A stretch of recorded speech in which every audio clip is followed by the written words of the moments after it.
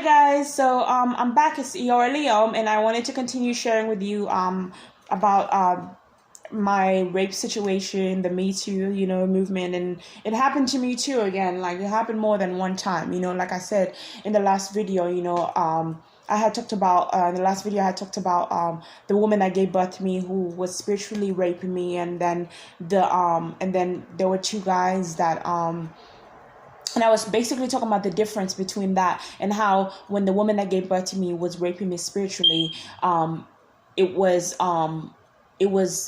worse than even the actual rape in real life, because it was like it happened for 2 years straight, and it was like I hate this woman. I don't like this woman. I don't have attraction for this woman. This woman, her face is disgusting. Her spirit is disgusting. She beat me all my life. Everything about her is gross. She's hideous. Everything about her. You know what I mean? And so for her to be in my spirit, for me to hear, I was hearing her voice. Not a thought, like I said in the other video. And so for me to hear her voice and to feel as if to feel my nipples moving as if she was rubbing on them, and just all these disgusting things, it was the worst to go through, like the worst.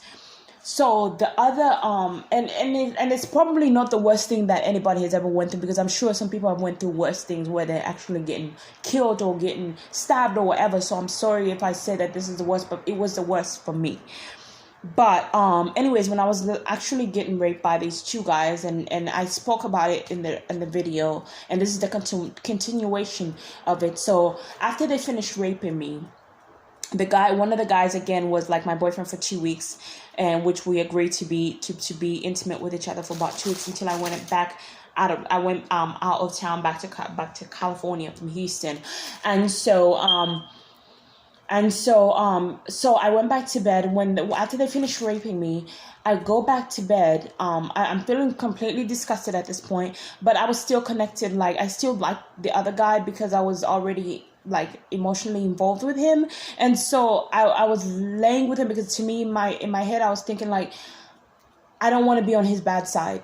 I don't want to be the enemy living in their house right this moment, sleeping overnight here. I don't want them to hurt me. The least they can do, they raped me, they took what they wanted, but please don't hurt me. Like, don't punch me, don't kill me out here, please. So I'm laying down with him, and I'm just so glad that his cousin went to sleep in the other room. Thank God. And so I didn't know, like, his cousin was so gross. I didn't even want his cousin to touch me. And so we sleep together. He holds me, and I'm sitting there like, I have no choice but to just lay there. It's not like if I had a choice, I would have left. I wouldn't have stayed in the house, but I didn't have a choice but to stay in the house. It was already like midnight. I couldn't just leave. I couldn't tell him don't touch me, so I had to play a role. Like I had to pretend like, I was okay with what was going on. You know what I mean? And I wasn't, And so finally morning comes, and everybody wakes up. They both wake up. They come into the room. They get ready. I get ready. So the whole time I'm playing it cool.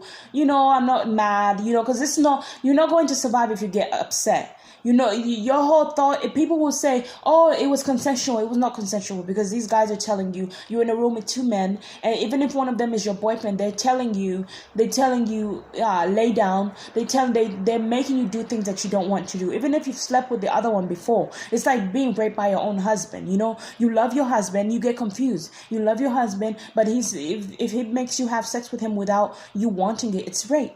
You know what I mean? At that time, especially, even if you've slept together before. And so that's how it basically was with him. And his cousin, it was worse because I've never slept with his cousin. I wasn't even attracted to his cousin before. And so the morning comes, and they woke me, and I'm playing it cool, playing it nice, just to survive.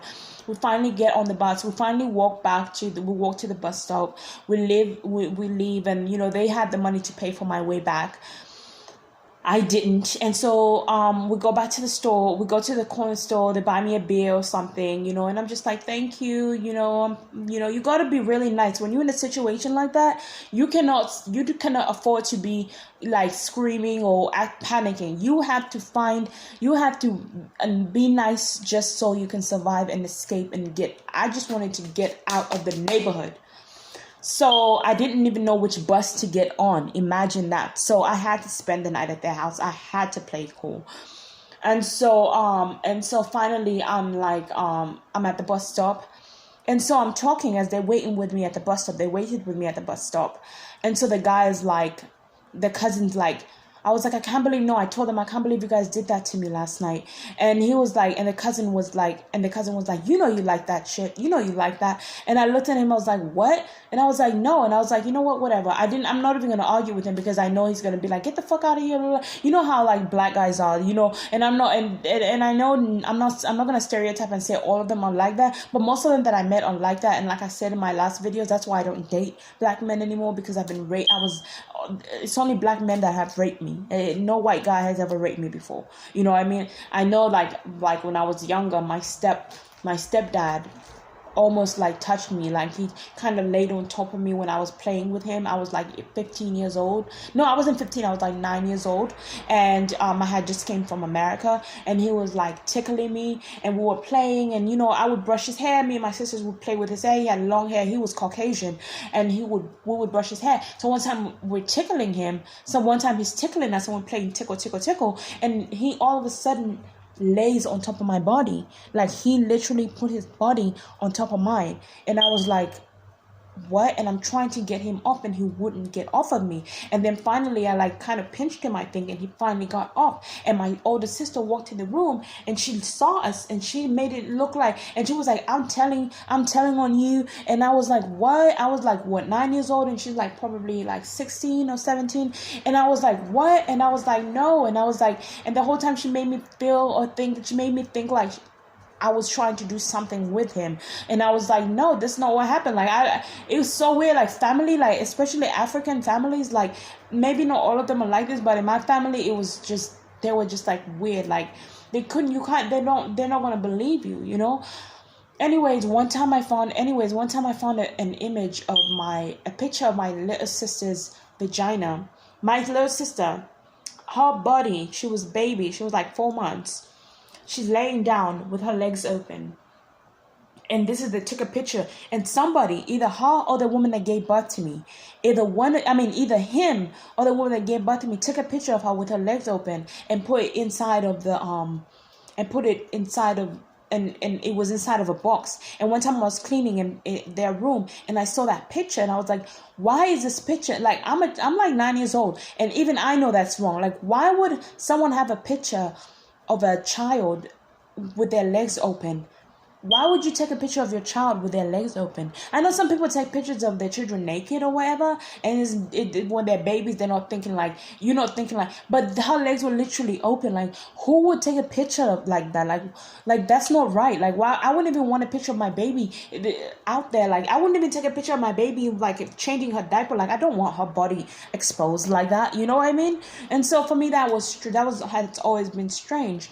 But he didn't, molest me, or he didn't touch me sexually, but he did lay on top of me, and I felt like that was sexual because he wouldn't get off of me. Like, stepfathers are not supposed to do that. Not supposed to do that to you.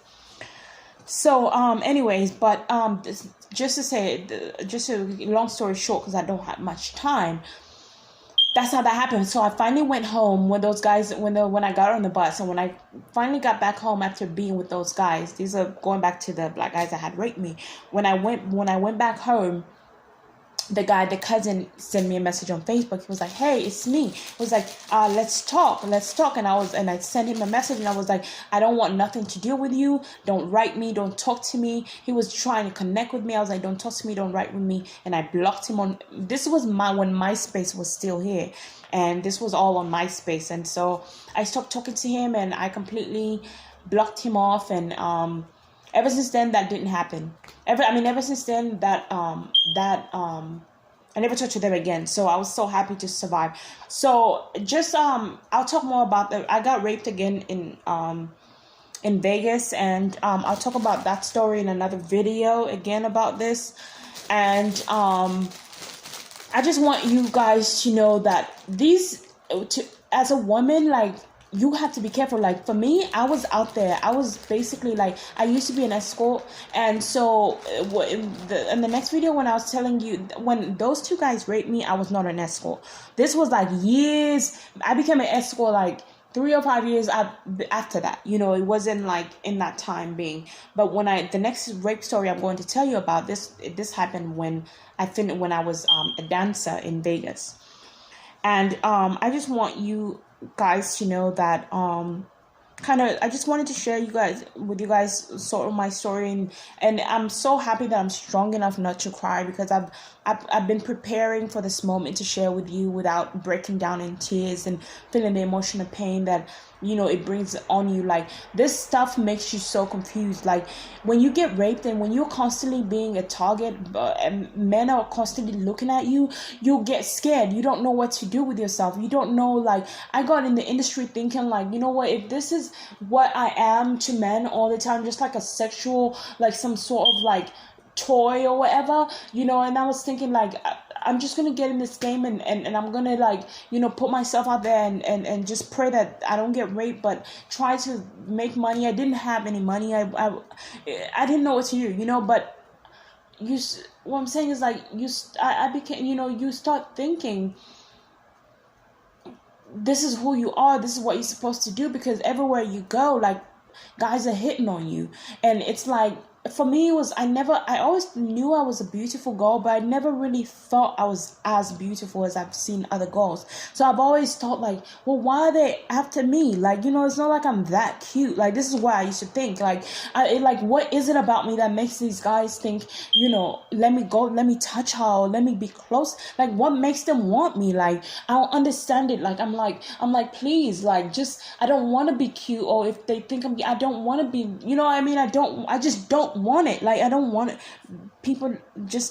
I just didn't want that. And I still don't. Like, I'm just like at the point where I have the one person I want to be with, and I don't want to be that attraction. Like, but God made me that attraction for a reason. God gave me that power. It's a power that you have over people, and you cannot control it. It doesn't matter if you have beautiful eyes, or if you have, you could be the ugliest person, but you have an energy about you and something about you that draws people towards you. And most of the times, it all goes with your birth sign as well. Like, for me, I'm thinking, because I'm a Leo, center of attention. It's not just guys that are after me. Everybody's always after me. Everybody always takes pictures of me privately. Everybody comes up to me and just tries to, it's always been like that for me. And so for me, it was like, I had no choice. I saw myself as a celebrity, because I was like, they treated me like I'm a celebrity. And so I have no choice, but so I must be a celebrity, a rising star, because I sing and I do things like that. So I'm like, I have to get out there. I cannot hide. They're calling me out. When somebody's doing that, I feel like they're calling me out, and I didn't want to come out, but it was like, just like that in that moment, like, this lifestyle is chosen for you. And even now, if I go out, I draw attention, and so I try not to wear makeup. I don't wear makeup. I cover. Luckily now it's coronavirus, we get to cover masks, but even when this is over, I still want to wear a mask. Like, I don't want to be noticed outside, like, because I don't want nobody to come to me. I mean, I just don't like it. I don't like to be approached. When you're younger, you think it's cute. When you're younger, you think it's, it's nice when guys hit on you. But when it happens too many times, you're like, no. Especially when you get raped, or when you get attacked, you're just like, I don't want this to happen to me. You know what I mean? So, yeah, that's a lot of what happened. And so I just want, feel free to share your story. I just want you guys to know that are going through these things, you're not alone. You know what I mean? You cannot hide from your calling. And just because these things happen to you, you can make it through. You know what I mean? Like, I made it through. Like, even now, I'm still like in the middle of like that rising moment. Like, I'm in the moment where I'm just like, I can't believe I made it. I'm in the moment where, like, I can't believe I'm sharing my story. I'm like, I can't believe I'm here right now. Like, you know what I mean? I can't believe I made it out of situations that a lot of people don't make it out of. And like I said, when you're in a rape situation, you have to recognize what's happening to you before it starts to happen, and you have to act quick. And remember, remember, do not start pulling out. If you don't have weapons, listen, sometimes you have to give it up in order for you to survive. Sometimes that's what has, but if you start fighting, you might not win the fight. So sometimes the best way to come out is to be kind and to find a kind way to, oh, I'm sorry, oh, thank you, oh, like, oh, okay, let's just fine, do it and just get it over with.